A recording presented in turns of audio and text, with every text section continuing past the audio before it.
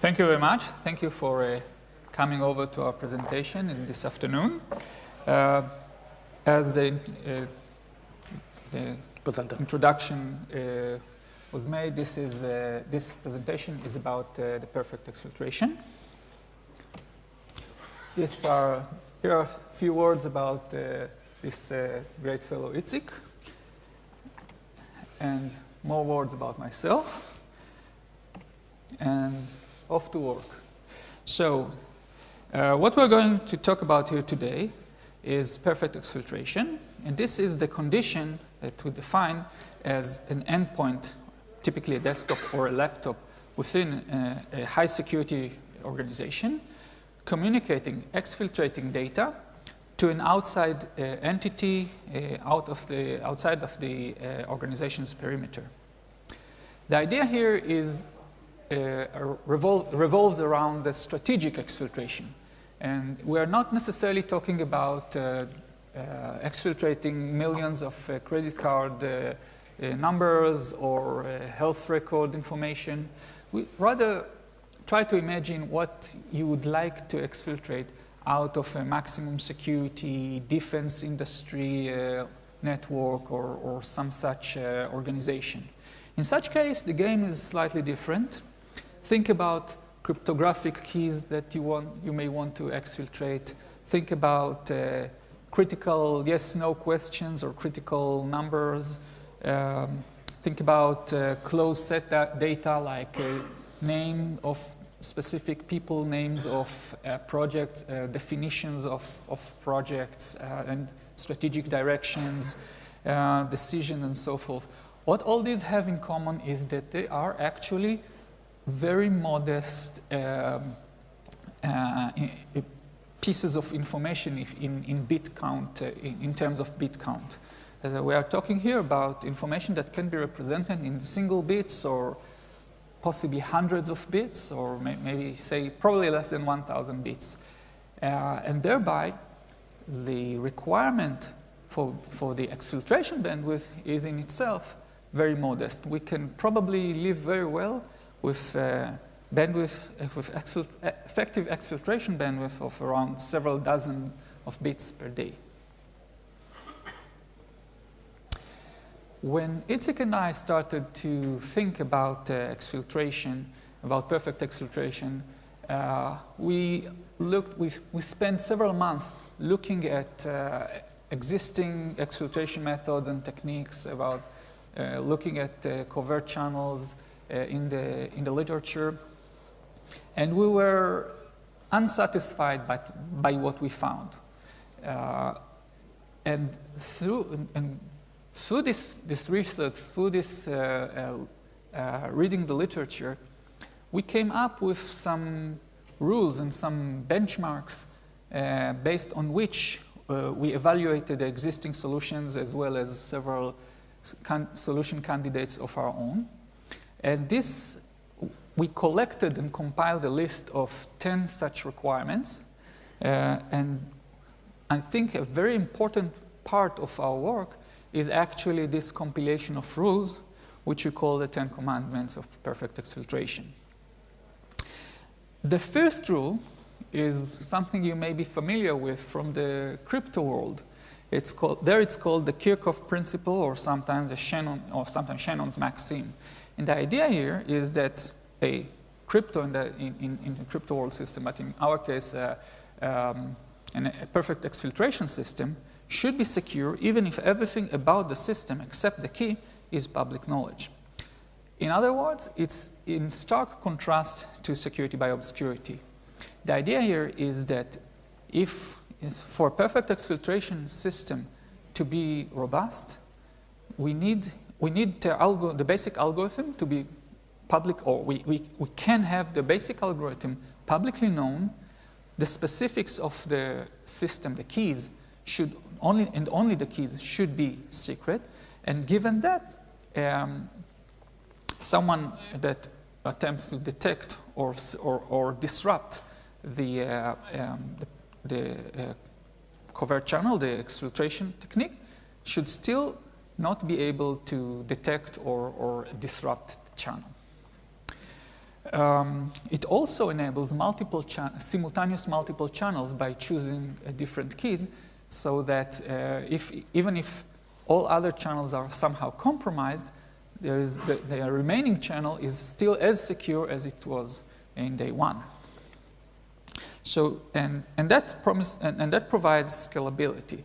We can use the same algorithm with different keys over and over again. The second commandment is that we only allow web browsing and derived traffic to be used. So think about things like HTTP and DNS and TLS SSL. In contrast, say, to some protocols that are not used over the web, or protocols that are not expected to be used by a typical user, maybe like ping, ICMP, and such protocols. The idea here is that, again, the idea here is that first, protocols that are not used typically over the web may very well be blocked by some organizations, specifically the high security organizations. Additionally, even if such protocols are not explicitly blocked, they may raise suspicion when network monitoring is in the presence of network monitoring. Which relates to the third rule that says, basically, whenever there is any doubt, there is no doubt. The idea here is that a perfect exfiltration method should avoid any activity or any kind of data transfer that may raise any suspicion, even theoretically. So this rules out things like submitting to a public forum. Even if submitting to a public forum is pretty non-malicious, or can be non-malicious, the mere fact that we can hide data in such submissions by, say, choosing various certain words and not the others, or playing or toying with punctuation and white spaces, that the fact that this can be used as a covert channel rules out the use of public forum submissions, because it may be subject to interrogation or suspicion. And likewise, sharing Google Docs and using encrypted text and all these sort of covert channels.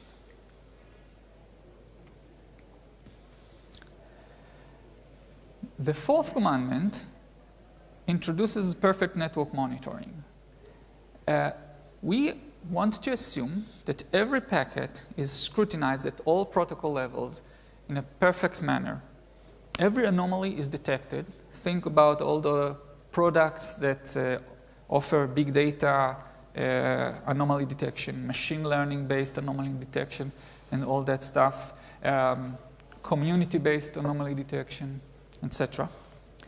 And as well as having perfect reputation data and statistics for all the IP addresses, all the hosts and domain names, all the whois information is available, and so forth. So whenever we communicate, whenever the sending party communicates with an external entity, we should assume that this external entity is scrutinized to see what's the IP reputation, what's the host reputation, when the domain was registered by whom, and so forth and so forth. This is in fact a very strong requirement, a very limiting factor, as we will soon see. The fifth commandment introduces TLS/SSL termination, which is employed by some organizations, so that we cannot assume that data encrypted with SSL or TLS is safe from being scrutinized. We should assume that SSL, so HTTPS communications, SSL, TLS, communications over SSL and TLS are in fact decrypted at the organization level, at the gateway, and inspected there. Now for a bit of good news. We do allow the receiving party, or we do state that the receiving party has no restrictions. In fact, the receiving party can reside at an organization that doesn't care about security, or even better, at an organization that supports the perfect exfiltration channel. So let's say a rival company or a foreign intelligence unit or some such. More on the good news front, we also assume that there's no nation-state monitoring or third-party site monitoring outside the enterprise network. So once a packet leaves the enterprise network, it is free to travel without scrutiny and without interference and without observation to its destination. And likewise, packets coming from a destination, from outside the network perimeter, the enterprise perimeter, to the perimeter, are not inspected or interfered with on the way to the enterprise network perimeter. The idea is that we are only concerned with the security of the enterprise itself. We are not trying to hide from a state-level surveillance programs or global internet surveillance programs. And one last good news piece is that we do allow time synchronization at, say, seconds resolution between the sender and the receiver.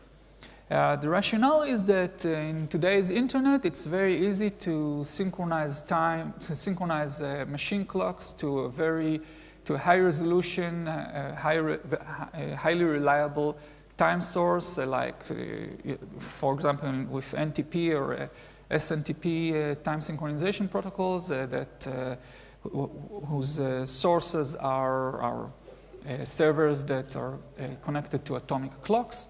So we can really be sure that two machines have a very, very similar clock, and I think that up to 1 second difference is acceptable.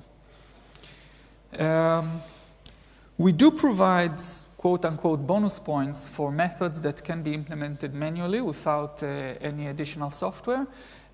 This supports the situation of human agent that communicates to the outside world, and we do not want this agent of ours to have any suspicious software on his or her computer. Sorry. And finally, we need to consider active disruption by the enterprise as an option. And we'll see an example, we'll see some examples to that. An immediate consequence of the fourth commandment is that no direct communication is allowed between the sender and the receiver. Here's why. I quote here commandment number 4, as you can see, and the important piece is that the reputation and statistics for IPs and hosts and domains is available in its full data in its full capacity to the enterprise network security organization. And since the site and IP ownership can be determined, and since the reputation and statistics are available, we cannot use direct communication because for it to happen, the IP address or the site or the domain name for the external entity would be scrutinized and would probably be detected as an IP which is not popular. Maybe it does not reside in a country that is considered safe to communicate with. Maybe it will not have reputation as a host name as a very popular host name, or so maybe it will not be on the Alexa 1 million list, or even not be on Alexa list at all. All these may raise suspicion, especially in high security organizations, and there will be questions like, why on earth is a desktop in my organization communicates with this host or this IP address? So in order to implement perfect exfiltration techniques, we need to resort to an indirect communication between the sender and receiver, namely that they communicate through one or more additional or third-party sites. The third-party sites need to have a very good reputation, need to have at the IP level, at the host level, at the domain level, so it follows that they cannot be owned by, of course, not by the sender, but by also, more importantly, not by the receiver. So those are third-party sites, sites like Amazon, like Google, like Yahoo, and sites like that, which are not owned by the receiver.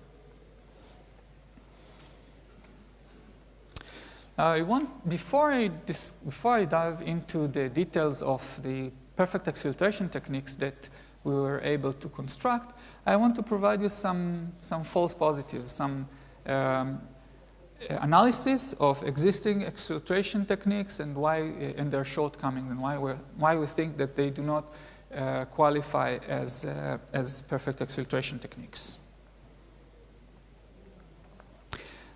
As you may know, there was vast research into the area of covert channels and exfiltration techniques.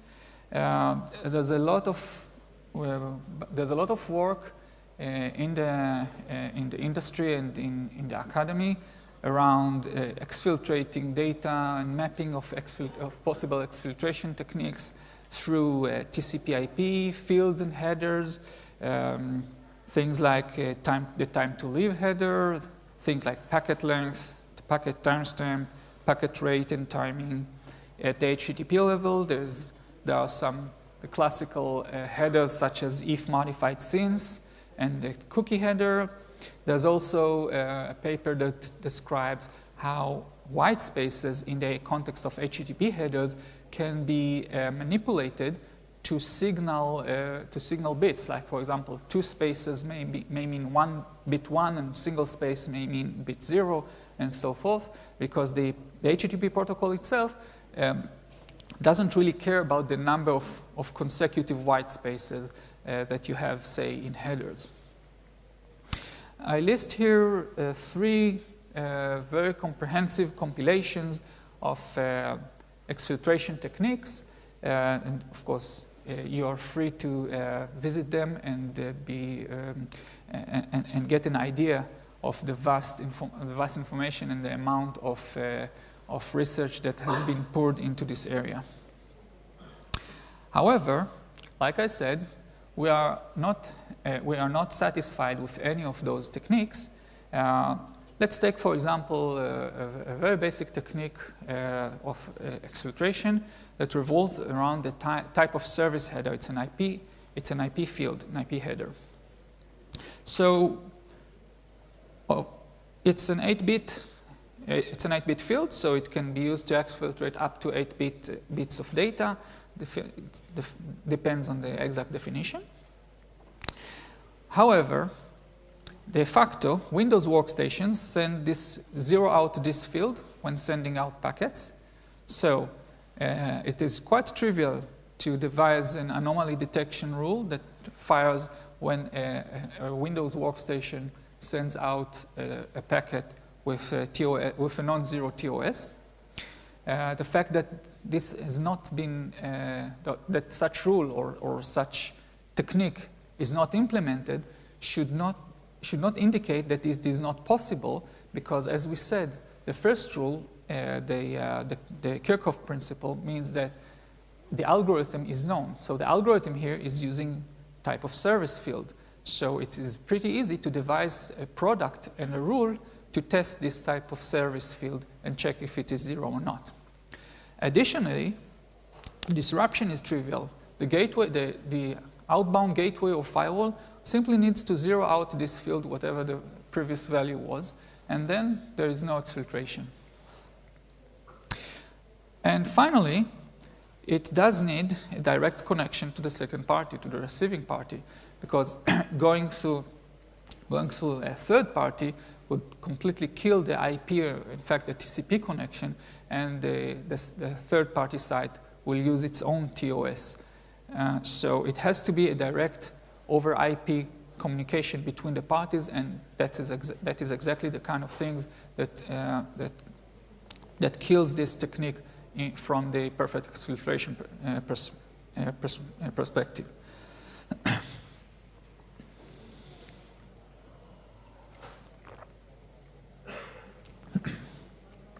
Perhaps a more interesting concept, technique, is using the IP ID field.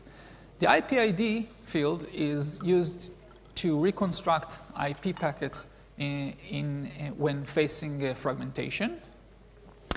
And if you're familiar with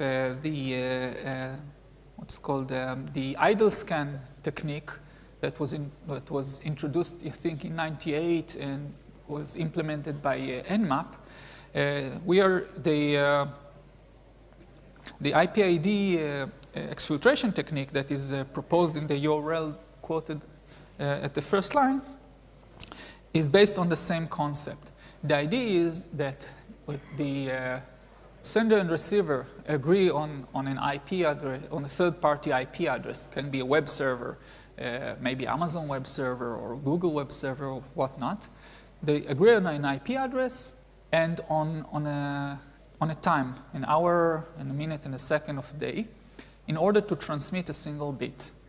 And what the receiver does is a second or few before the designated time, it sends a request to this site, and in the response at the IP level, it gets the current IP ID value that was sent by the operating system of the third-party site. And the third-party site, in this case, needs to use incremental, globally incrementing IP ID generation algorithm. So at the designated time, the sending party, the sender, needs to either send a request to that IP address, in which case the bit it signals the bit 1, or send nothing at all, in which case it signals the bit 0. Few seconds after the designated time, the receiver sends another request to the same IP, and in the response it gets the new IP ID value. And if the interval between the two IP ID values is 2, it means that the sender requested something from the site and got a response, and the IP ID was incremented. And if it is 1, it means that it's just that nothing happened in between, and the bit was 0. And as you can see, this technique is actually indirect. You can use a well-reputed web server or FTP server or, I don't know, at the internet. And so there is no problem there are no reputation problems and whois problems and network surveillance problems.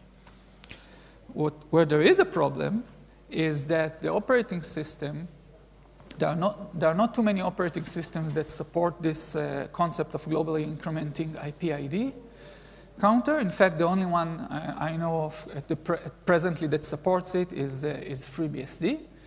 And even them, they probably will remove it very soon. So that, in fact, it cannot be used with modern systems.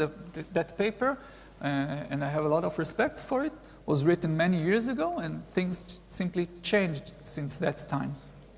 Obviously, when choosing a very popular site, you also have line noise. You also have that site serves probably hundreds or maybe thousands requests per second. So that in that interval, we're talking about a few seconds, there may be thousands of requests, incoming and outgoing responses, and the IP ID value becomes very, very, very noisy.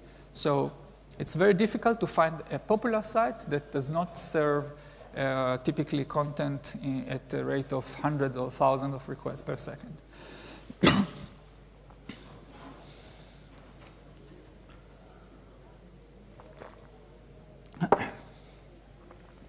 So, a very near miss we have with an interesting kind of web counters. If you're familiar with URL shorteners, and Bitly is the classic example for our case, the idea here is that they shorten a URL into their very short URL based on their domain. And when you hit that URL, you get a redirection to the original longer URL.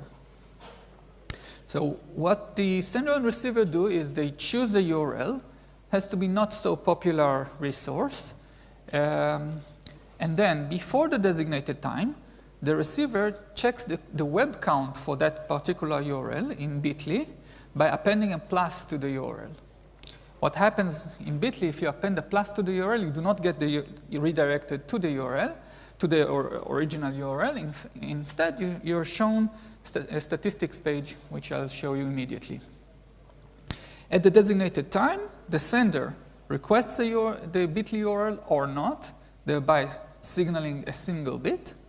And a bit later, a few seconds later perhaps, the receiver checks the web count again.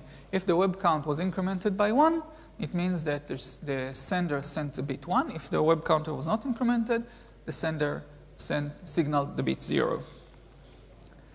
Here is an example of what happens if you append a plus to the bit.ly URL. You get, instead of the original URL, you get, instead of redirection to the original URL, you get a statistics page showing you the number of hits at the circle at the bottom of the page. And here's the problem. It also tells you what the original URL is up there at the top of the page. So with that information, an enterprise can design a disruption attack against this covert channel. The idea is that the enterprise intercepts every request, internal request, to bit.ly URL, and instead of forwarding the request as is to bit.ly, it sends a request appended with a plus sign. And then it extracts the original URL from the bit.ly response page, such as I showed you just a slide before, and it will then redirect the original request from the client to the original URL instead of going through the bit.ly redirection. And the impact of this is that the bit.ly URL is never incremented. So in fact, it kills the whole covert channel. And the impact of this is pretty minimal to the organization.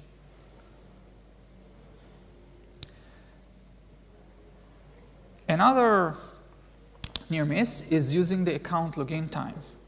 Gmail, for example, shows the last login time if you visit the URL that I quoted here, assuming you are logged in.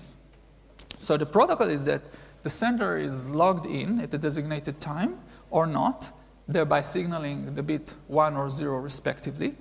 And the receiver can log in later and use that URL to see whether what was the last login. If the last login is exactly the designated time, it means that the sender was logged in. If the last login was before the designated time, it means that the sender was logged in. And if the last login was not there, it means that the sender was not logged in and the bit is 0.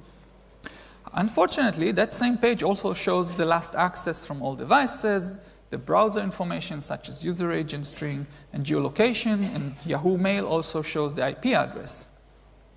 So that is quite a problem because it will show that the account was shared between two entities that are not, it raises a lot of suspicion because what business does this IP address from out of the country to access your Gmail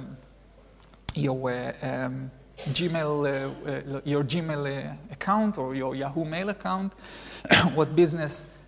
Why is it happening in a such and such hour? Why is it happening why is there a login while you are at the enterprise working and not logging in? So there are a lot of questions and a lot of cracks in the story or a lot of suspicion around when looking at all the last access information when employing such a exfiltration technique. Additionally, some enterprises simply block access to email and social sites, so thereby completely killing this technique. And just as an illustration, at the left-hand side of the screen, you see the Google, the Gmail last access information. You can see, I'm not sure, probably if you have keen eyes, you can see that there is a geolocation information. For example, it's Tel Aviv-Yafo, and then Rishon LeZion, and then Jerusalem, and then Bnei Brak. A lot of places from which this account was logged into. And there's also timestamp for the last login. And in Yahoo, it's even worse. You have geolocation and you have timestamp, but you also have the exact IP address. So we talked a lot about what does not work, and it's time to say what does work in our opinion. And the principles around which we designed the perfect exfiltration techniques is that we use regular browsing. We limit ourselves to HTTP or HTTPS. And the concept is to modify the application or higher protocol state. This puts us in the storage channel bucket when you categorize covert channels. And then we observe the change remotely. This is quite similar to the concept that we showed earlier about last login time. But the trick is to find those services or those application states that do not leave anything behind beyond their own state. So there's no tracing of IP addresses and timestamps and so forth. So the first technique revolves around using or abusing the HTTP server-side caching. For this, we need to find a popular site that caches pages on the fly. I'll explain that in a minute. It has to have tons of pages, and it has to have pages that are not so popular. And I think that the best quote-unquote solution to this to the set of equations is e-commerce sites. They are perfect because they are very popular, they have tons of pages, and some of the pages are not that popular. You know, products that are not used every day and things like that. So what happens when we have a site that has a caching, its own caching functionality? Let's assume for a second that the cache is empty. And when a client requests a page, say a product information page, the request first goes through the site's cache functionality. The cache is empty, so that's a cache miss. The cache forwards the request to the application engine. The application engine generates, by querying the database and formatting the HTML and CSS and whatnot, formats and generates the page for the first time, and sends it back to the caching functionality. The caching functionality then attaches an expiration tag, an expiration header to the HTTP response, and each site has its own policy about expiring those pages. It can be, the pages may reside in the cache for minutes, for hours, sometimes for a day or two. Let's say for the sake of example that we are talking about caching the page for 60 seconds, for 1 full minute. Then the cache would, the response page would carry a date HTTP header depicting the current date, and an expiration header depicting the current time plus 60 seconds. And this page would be returned to the sender. Now, if someone else, after 20 seconds, would request the same URL, the same product page, that would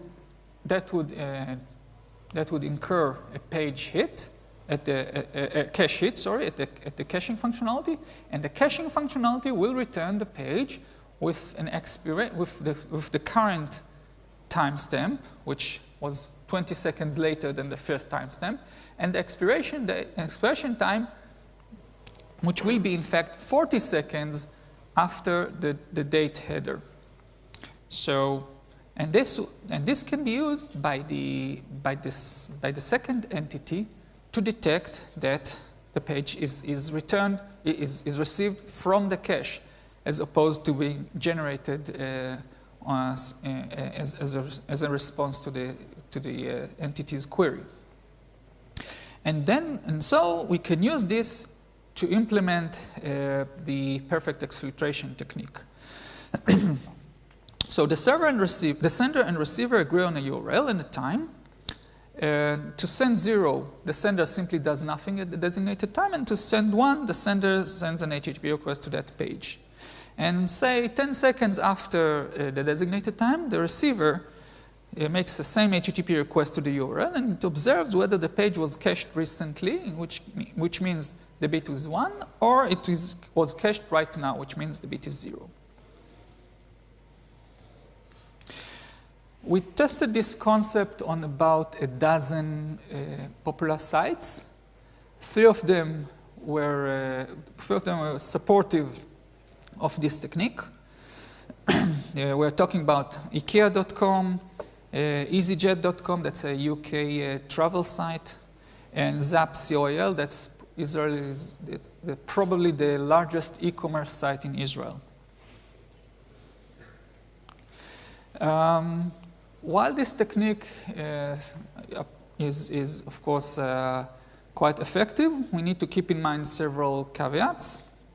First is that sites do change over time. We bumped into this. So ideally, one should have also a downlink from the receiver, from the external party to the party inside the organization, synchronizing which URLs to be used.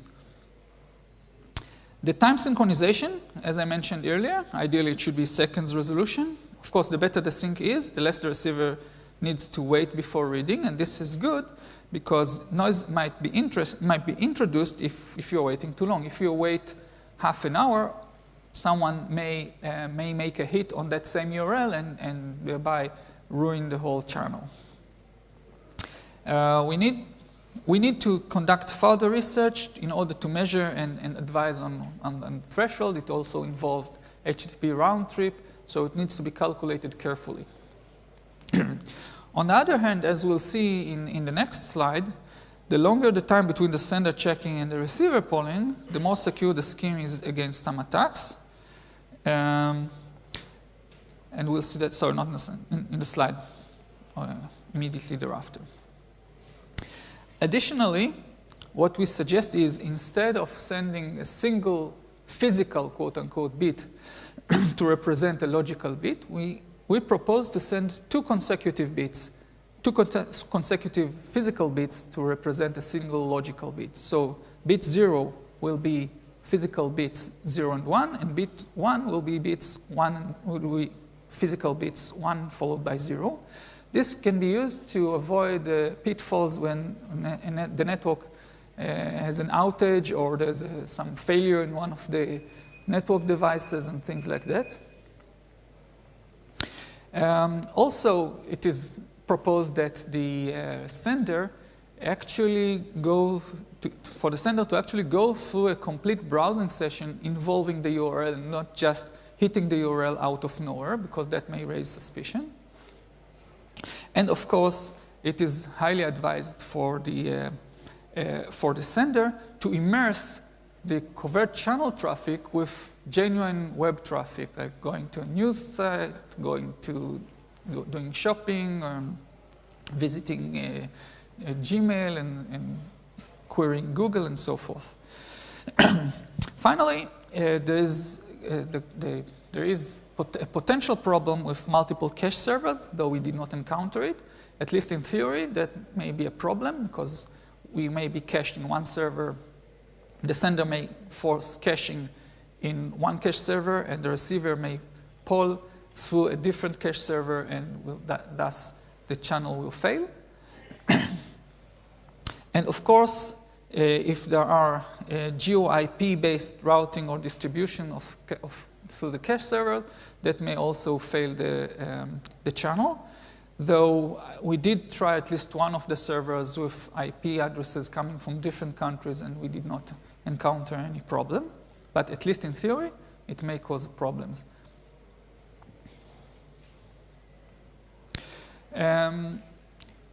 We tried to come up with attacks against this exfiltration technique. Here's one such attack, and here's a spoiler. We really think that this attack is impractical. But the idea goes as following. We intercept the enterprise, that is, intercepts every user, every request. It holds and delays every user, every request by 11 seconds. If you recall, we prescribed 10 seconds delay between the sender sending the request and the receiver checking for the bit. So we delay, the enterprise now delays each and every HTTP request by 11 seconds. And then after 11 seconds, it forwards the request to the web server. And in the response, it observes whether the page was cached due to the receiver's hit in the last 11 seconds, actually in the last 1 second probably. So it serves both as detection, because this may raise suspicion if by delaying the request by 11 seconds, you get a response indicating that the page was cached at the last second. It may be exactly part of this scheme. It's also disruption because from the receiver's point of view, it will keep getting 0 bits because there was never a hit before in the 10 seconds before it pulled the website. So this at least this attack works in theory. In practice, it's horrible. It incurs horrible user experience. Think about all your HTTP and HTTPS requests getting delayed by 11 seconds. Probably you're going to do a little lynch on your IT or security department. And also, what does positive mean? What does it mean that we have, after 11 seconds, the response indicates that the page was cached in the last second? It may be suspicious, but maybe not. Maybe that's what happened. It's very difficult to tell in those sites. So, and that's more or less the best attack we could come up with. Not very convincing. So we do think that this qualifies for perfect exfiltration technique.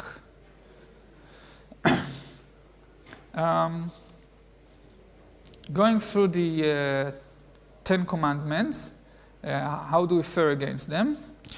Is it secure and scalable? Yes. We can assign a unique URL for each bit, and in fact, we'll see exactly that in the demo. And knowing the method and even previous URLs doesn't help the security admin or the security team at the enterprise to figure out what is going to be the next URL or whether there's even exfiltration going on or not. Number 2 was using web-only protocols. Absolutely, HTTP and HTTPS, check.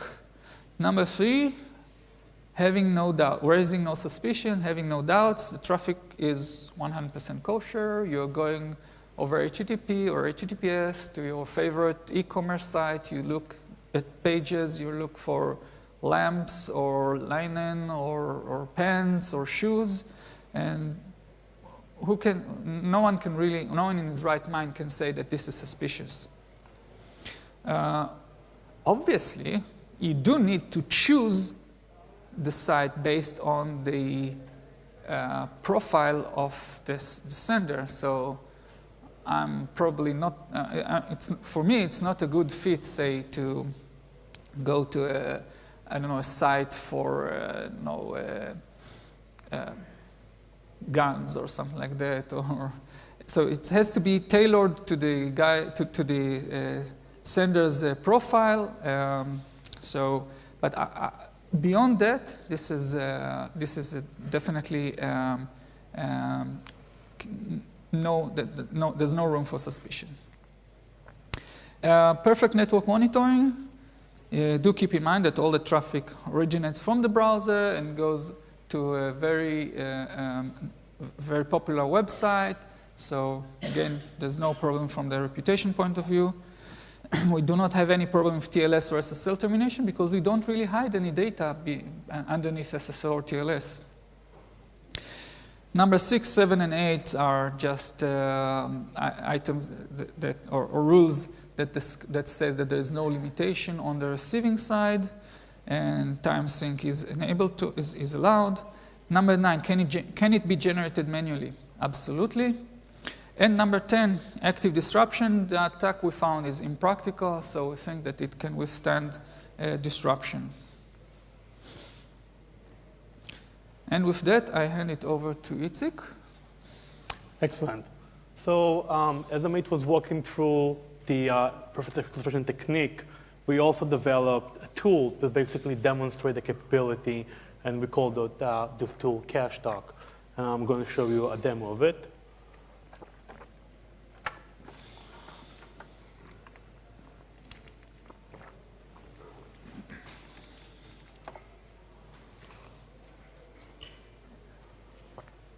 Okay. So first of all, let's understand how this tool works and what exactly are we going to see. Basically, as Amit described, we are searching for websites. We found a bunch of websites. In this particular example, we found Stack Overflow. And basically, we're going to pass 8 bits, 1 byte, using the cache technique that Amit just described. What you can see here is a very simple CSV file that we have compiled. Basically has a URL that we're going to use. Although our technique can work multiple times on the same URL, as Amit mentioned in the 10 Commandment rules, it's not a good thing. That will show a warning for a third party. We picked 8 different URLs, and each one of them we choose 2 elements. First will be the delta, which is the expiration date, meaning what is the cycle that we need to touch that specific URL in order to mark a bit. And then we need to answer the actual bit that we'd like to mark. It can be either, obviously, 1 or 0. So as you can see, we're going to transmit the following byte. It's going to be 1, 1, 1, 1, 4 times 1, 3 times 0, and then have the last bit becoming 1. Now, because the technique does require some time syncing in order to be mindful of the time of the presentation, we actually have a demo that we recorded that basically shows this in a much faster way. So I'm going to show you the demo and walk you through each of the different sites and how it's look like. So right now, we're going to use this. This will be the sender, meaning we'll try to communicate the information. As you can see, what happens right now is the tool opens the amount of threads, 1 thread per URL. In this case, it's 8 different URLs, 8 different threads. And basically, for each thread is going to, depending on the bit, either going to access it if it's a 1 bit or not accessing it if it's a 0 bit. The tool, in the beginning, as you could have seen, the tool is basically doing a sync. Because in a way, we're creating a modem-like kind of machine. Both the client and the receiver needs to be in the perfect sync in order to accessing the URLs and understand whether somebody accessed them before. So this was speeding the process, but usually it will sync to the top of the minute, both the sender and the receiver, and then they will operate from there. So as you can see, the writer end up reporting that the result that he thinks that he wrote is, again, it's 4 times 1, 3 times 0, and another bit of 1. Now let's go over and look at how the receiver end looks like. And again, please look into consideration that the receiver can be just any machine, anywhere in the world. There is nothing actually prevented from running on anything that is not physically the same machine. Again, running the receiver side, the software again will try to sync the top of the minute and then slipping to the next cycle. The cycle is 60 minutes, as you remember. The receiver takes another 10 seconds delay in order to ensure that the writer on a cycle of the 60 minutes finished accessing the proper URLs. Again, accessing each individual URLs, we're measuring the delta, which is basically what's the expiration that was repeated back to us from the web server, and gathering all the different results. You can see there is 60 results, mean that no one accessed that URL for the previous 60 minutes, meaning that it's a perfect 0. And when times that we arrive to the URL after the writer already visited, you can see that the delta has been changed to be 50. And that way we can tell that somebody visited that URL just about 15 seconds ago. And again, collecting back the information, you can see it's the same result.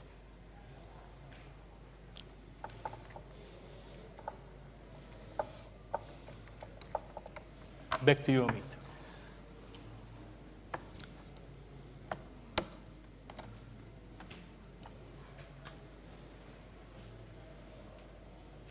Thank you, Itzik. And as you can see, this code is available in GitHub. I'm going to talk about a few more techniques that we devised. One revolves around web counters, but this time we are counting a specific page or resource, think YouTube movies and Stack Overflow topics and so forth. The beauty of those resources is that in order to observe the counter for them, you do not really need to visit the URL itself. Typically, the counter resides on the page that references the resource, so that an observer can observe the web count without changing the counter. So what we do here is the sender and the receiver agree on a resource, ideally not a too popular one, and the time. And the sender just downloads the resource or not at the designated time, and the receiver needs to poll the counter slightly before the designated time and slightly after the designated time in order to figure out if a hit occurred or not, and thereby decoding the bit 1 or 0 respectively. The two problems of this approach are that some social sites like YouTube may get blocked in some enterprises. Additionally, there's a need to build a good story around accessing those resources. One can come up with a good story, but it's slightly more difficult than the previous example. Finally, there's the online status for chats. As you know, web-based chat services like Facebook, Google Talk, Yahoo Chat, and Skype typically have the online status for friends. So each party needs to open an account with one of those chat services, and then they befriend each other. And the sender is either online, marking the bit 1, or offline at the designated time, and the receiver simply needs to be logged in to his or her own account in order to see the status of the sender account. Problems that are that the social sites, again, may be blocked, and this is a bit more tricky. The initial befriending may be questioned. So if someone looks at this traffic and says, "Hey, Mr. Worker for defense industry, why are you friends with XYZ at some country or XYZ at large?" That needs some explanation, and explanations are exactly the kind of things that we want to avoid for perfect exfiltration. So this is somewhat less powerful perfect exfiltration, but still an interesting direction.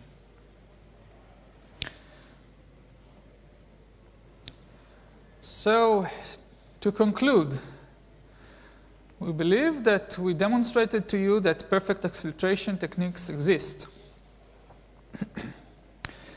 As a byproduct of our quest to find perfect exfiltration techniques, we came up with the 10 commandments, which can be used as a benchmark to to evaluate candidate perfect exfiltration techniques. So far, we have only been able to come up with low bandwidth protocols for perfect exfiltration, although we do think that such protocols are practical and useful in case of strategic exfiltration scenarios. And we present two challenges. One is to find higher bandwidth perfect exfiltration protocols. And two, to find ways to defeat the existing perfect exfiltration protocols that we proposed. And while doing so, perhaps adding more commandments and more benchmarks. And with that, if you have questions, we'd be happy to answer. Thank you. Any questions?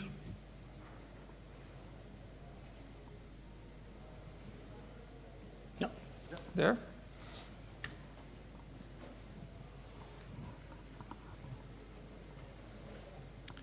Thank you for your talk. My question was, what is the motivation behind this type of research? Why would you want to do to know this and do this? Because it seems to me you give the bad guys tools.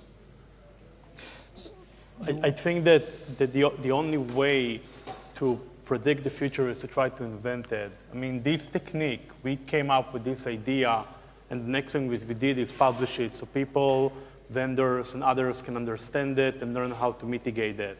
I'm thinking not exposing this information does not guarantee the bad guy won't come up with this idea and then nobody will know it. I think that by fully disclosure the idea and the tool, we give everybody the opportunity to learn it, analyze it, and mitigate from it. Okay, thank you. Thank you. Any other questions? In the back? You have another microphone?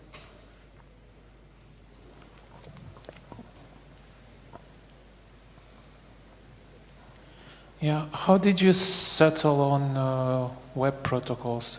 I really didn't understand why you would choose those. So is the question why we restricted ourselves to web protocols? Yes. Fair enough. Because let's say let's look at ICMP, okay? Like pinging away data. Obviously, it's a way to exfiltrate data, assuming ICMP traffic out of the organization is allowed. Fair enough. But if we think for a moment about the typical, the average Joe user of an enterprise organization, why would average Joe use ping at all in the first place? I mean, that's the question. Maybe, maybe he has a good reason why to do so at a certain day, at a certain hour, but not on an ongoing basis. And definitely, it raises questions.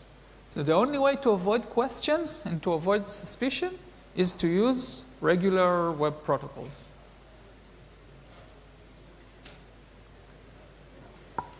Thank you. Another question in the back there? The last question.